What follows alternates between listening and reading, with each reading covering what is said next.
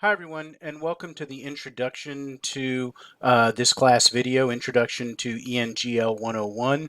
I'm going to be going over the same basic information that I'm going to be going over in class. I may go through it a little bit more quickly here because we've got a little bit more time to ask questions and things like that in class.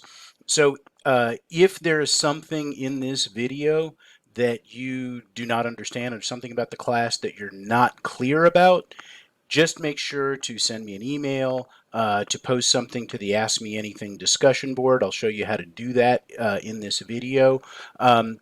Just make sure to keep in contact with me. That's really one of the most important things to know about this course is just stay in contact with me. If you keep in contact with me, we can figure most anything out. I know that some of you are having some issues with your vaccination status and so therefore aren't able to come to class for the first few weeks. That's fine. We'll sort this out. That's part of what we're doing with this video. But again, I just need to know that so that I can be able to keep in touch with you. So, you don't want to be in the position of saying, well, I can't come to class, so I don't have to do anything until I can go to class, and then you'll end up being behind. That's not a good strategy. So you want to make sure that you're keeping in touch with me, keeping up with the assignments as we go through. So what I have up here on the screen is our syllabus. ENGO 101, I've got two sections, PN5 and PN6. One meets at 2:10, one meets at 4:10. And so just make sure you're aware of what section you are in to know when the class meeting takes place.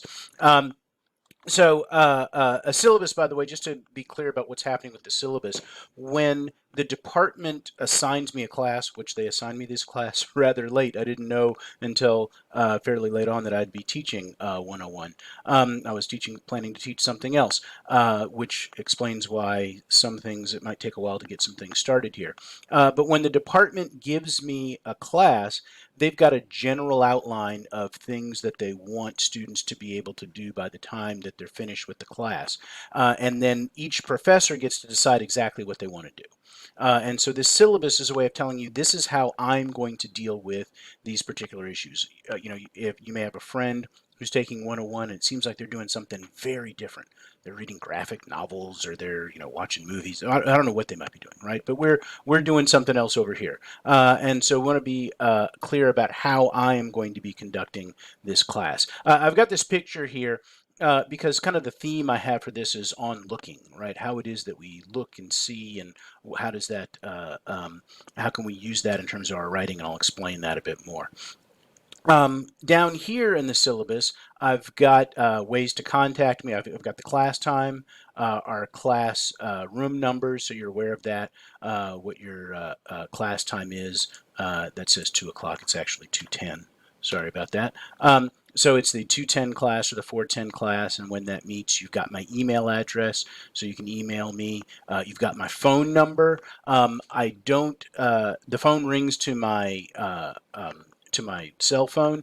I don't answer that unless it's during my office hours or unless we've made an appointment. So during my office hours are Tuesday and Wednesday from 4 to 6 and by appointment. So anytime between 4 and 6 on Tuesday and Wednesday, you can give me a call or you can make an appointment and we can talk on the phone. But if you call me, if we don't have an appointment and you call me at 9 o'clock at night, I'm not going to answer my phone because I'm off the clock then. I say during my office hours, I'll be on Zoom as well as return phone calls and emails immediately. So I'll be sitting here at my desk waiting to keep in contact with you. And so again, that's important. You can definitely reach me, right? You can email me at any time. You can call me during my office hours. And be able to keep in contact with me when you're in class. You can talk to me before and after class, but just make sure that you are keeping in touch. Down here, the course description, theme, and structure. This course is designed to help you develop the writing and critical thinking skills needed to prepare you for upper division work in college and entry into a career. To accomplish this, I've chosen the theme looking and seeing, and we will focus on how most everything we see around us is more complicated than it might initially seem. Even in our own homes and neighborhoods, there are many simple questions we can ask that might have surprising and intriguing answers. Why do all the buildings in this neighborhood look the same, or why are they so different? Who is the family member in that old picture? Why is the subway elevated here? It's an interesting question. Sometimes it's elevated, sometimes it's not. Why did that happen? Why is this park in such bad shape? Why does my family eat this particular kind of food? How do any of the items I use every day actually get made, and how do they get to me from the other side of the world? When we were children, many of us might have asked such questions more freely, but we're often told, at least I was all the time, to stop asking so many questions, right? You maybe had that thing when you were a kid. People tell you, stop asking so many questions. Realize that questions should be a good thing, right? I think it's terrible that we tell kids that they shouldn't ask questions. We should get them to ask more questions. Ask questions all the time, because those questions help us understand how the world operates. And so I want you to kind of do that and get into asking those questions by just looking carefully at the world around you, because we don't always look carefully at what's going on. And if we do, we might have a lot more questions. And then we can see if we can figure out what some of those answers are. So I say asking questions and looking for answers is not only a vital part of being an educated and engaged citizen, it's also a valuable skill in the workplace. You'll begin by writing paragraph-length descriptions of what you see around you and use those to build longer works in which you answer the questions that you raise. So that's generally what we're going to be doing. We're going to write short things about what you see around you, and then ask questions about that and work those up into longer essays as we go over the course of the semester. The only text required is On Looking: A Walker's Guide to the Art of Observation by Alexandra Horowitz. Other readings will be distributed through Blackboard. You will also need some kind of bound notebook for what I call your observation journal. So the book On Looking, I've got here a place where you could buy it. You can just find online. I'm not going to. There's a website where you can buy anything at any time, including books. I'm not going to plug that website because the guy who runs that place is about to buy a $500 million boat, which I think is pretty obscene. $500 million for a pleasure boat.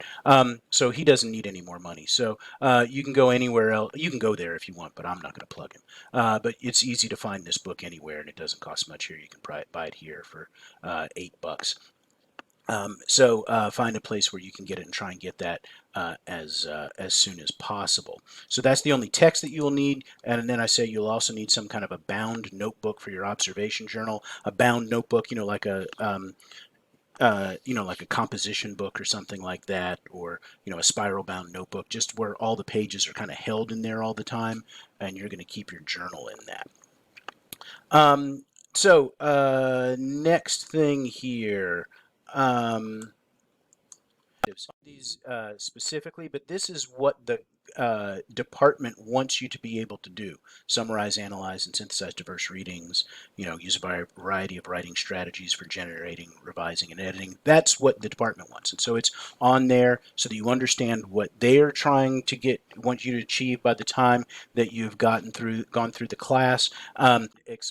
Explains why I might be doing certain kinds of things. So just keep that in mind. Hybrid class, Vaccinations, and Blackboard. So this is a hybrid class, meaning that it is half in person and half online. In order to successfully complete this course, you'll need to both attend in person as well as complete assignments on Blackboard. I know that some of you are working hard to get vaccinated, so I'll be somewhat flexible with class attendance through September. However, by October, you'll need to be attending class regularly. So I'm cutting you some slack till then, but by October, we need to be back in the classroom. The online component of this class is equally important. You cannot successfully complete this course without using Blackboard. If you are having any problems with Blackboard, please let me know as soon as possible so we can fix the problem. If you need more help, you can contact the help desk on campus. Their job's to solve these problems. You have their number and their email address. I have in here the grading and assignments. You can see what constitutes an A, A-, B+, etc. You can here. And I just have broad categories: short in-class, out-of-class writing assignments at 350 points. It's a big chunk. Your observation journal that I mentioned that you're going to keep in a bound notebook is 100 points. Major writing projects, 400. I have a question there. Final website project has a question mark. There's no question mark. Final website project is 100 points, and the final exam is 50 points. And so, again, as those assignments are completed, they'll just be added in to the grade book on Blackboard. The short in-class, out-of-class writing assignments. Much of the work in this class will consist of short writing assignments. Many of them will be in response to readings So it's important to complete all the readings assigned. This will include things like discussion boards. I'll explain some of those in just a bit. But you want to make sure that you're keeping up with those. That's one of the places sometimes where students will sometimes fall short, not realizing that they have to keep up with all these short assignments. And a lot of those assignments are based on your readings. So you need to make sure that you're reading, because then when you're reading, then you're able to complete those assignments. And so if you're not reading, you're going to have some issues with your grade there. Observation journal. Every week you'll need to write in your observation journal, which needs to be kept in a bound notebook, as I said. In the observation journal, you'll need to record things that you see around you so you can work on your, I'm editing as I speak here, so you can work on your journal while riding the bus, sitting in a waiting room, or even while you're waiting for class to begin. Try to notice things that might not be so obvious at first glance. What does the room sound like? What are people doing with their hands? What details give an indication of how the building was built or how it's being cared for? I will not grade what you write. I simply want you to practice writing. But bring your journal class every week, as I will periodically check to see that you're writing in it. I will collect those journals at the end of the semester and assign you the 100 points. So you've got to be writing it throughout the semester. I'll check every once in a while just to make sure you're keeping up with it, and just encourage you to keep going. At the end of the semester, I'm going to collect them, and if I don't get a journal, I'm not going to give you 100 points. You're not going to get those points. If it's real thin, you might not get the full 100 points. So just make sure that you are weekly keeping up with the journal assignments.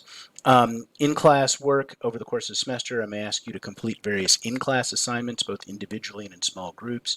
The in-class assignments will be unannounced and can't be made up. So that's one of the reasons why you need to make sure that you're coming to the in-person class. Again, definitely by the time we get to October and get that running. The final exam will be an essay in which you have to reflect on how your writing has progressed over the course of the semester. So there's not something you need to study for. It's a matter of looking at the comments that I make on your writing, and then thinking about what those comments are and thinking about how your writing has progressed. And we'll talk about that more as we go through. Class participation. It's really important to interact with other students at QCC. It's an incredibly diverse institution, and we should take advantage by listening to a wide variety of voices. This means I expect everyone to participate in class discussions. I'll call in people. I really want to hear what you have to say. It gets you thinking about things if you're responding. So I really want to do that. Keeping in touch. I've mentioned before that it's important to keep in touch with me. So you must log into Blackboard regularly to keep up with the assignments. If you have any questions about anything, email me as soon as possible. We can always set up phone meetings to clarify any of my comments or discuss any issues you might be having. I say down here, if you receive a 1, or I suggest we talk on the phone, please contact me as soon as possible. I give these grades called 1 grades. I'll give you a 1 on something. That does not mean that you have failed by any stretch of the imagination. A 1 grade simply means I want to talk to you.